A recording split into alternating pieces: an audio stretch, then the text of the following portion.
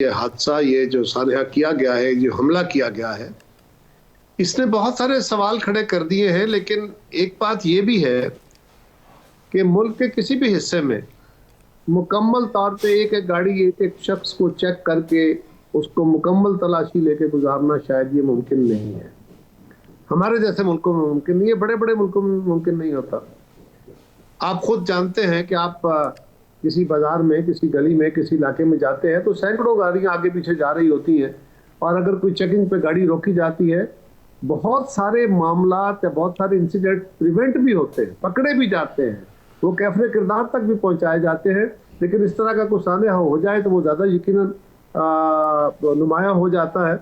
लेकिन अब जरा गौर करें ना, जो सिक्योरिटी एजेंसीज है उनका भी बेचारों का क्या मसला है। एक सड़क पे 100, 150, 200 गाड़ियां चल रही हैं और उस गाड़ियों को उन्होंने एक एक करके रोकना है। एक गाड़ी में अगर 2 मिनट भी लगे चेक करते हुए, उसके आगे पीछे सब गाड़ी के अंदर से लोगों को चेक करने में, तो पीछे गाड़ियों वाले आप हो या मैं हूं, हमारा हाल क्या होता है।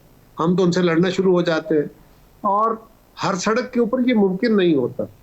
लेकिन इसके बावजूद सिक्योरिटी लैब्स को भी देखा जाएगा, ये बड़ा हसास है। ये मैं पहले गुजारिश ये कर दूं कि इस हादसे को कंडेम करते हुए, ये एक फिक्र है, इंतहा पसंदी एक फिक्र का नाम है।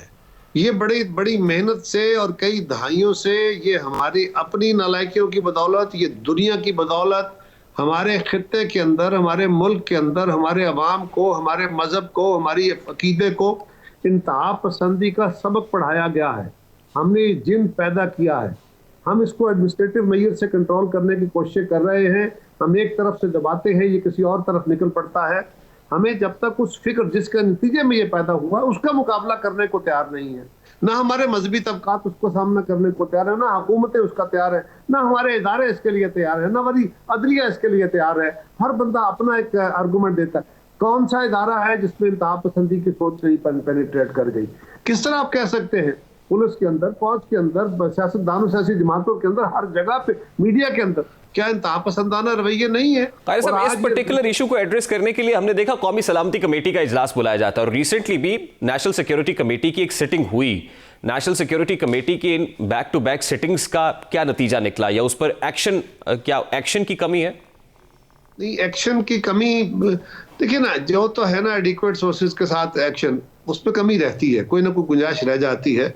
लेकिन जो नेशनल सिक्योरिटी के अहदाफ होते हैं उसमें जो बातें की जाती हैं, बहुत सारी चीज़ें सूबों के साथ मिलके, काउंटर टेररिज्म डिपार्टमेंट, पुलिस, फौज, इंटेलिजेंस वाले, ये सब कंप्रिहेंसिव सारी कोशिशें कर रहे होते हैं, कॉम्बिंग कर रहे होते हैं, बहुत सारे वाकयात प्रिवेंट होते हैं। देखिए ना, वो भी नौजवान पुलिस वाले जिन्होंने इस्लामाबाद में दहशतगर्द को रोका, वो भी तो इसी तरह के चेकिंग, स्नैप चेकिंग में पकड़ा गया।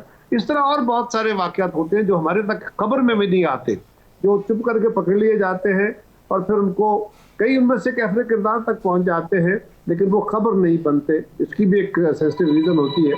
लेकिन ये हमारे लिए एक अफरियत है। पाकिस्तान पहले ही बहुत सारे मसाइल का शिकार है, और इस वक्त हमें सबसे बड़ा मसला यह है कि सियासी जमातों के अंदर भी एक तबका, वो एक सियासी नुक्ता नजर वो है जो इस इंतहा पसंदी को भी अपना भाई, इंतहा पसंदों को भी अपना भाई समझता है, जो उनको मेन स्ट्रीम में लाने की बातें करता है, और वो मेन स्ट्रीम में आने को तैयार नहीं है।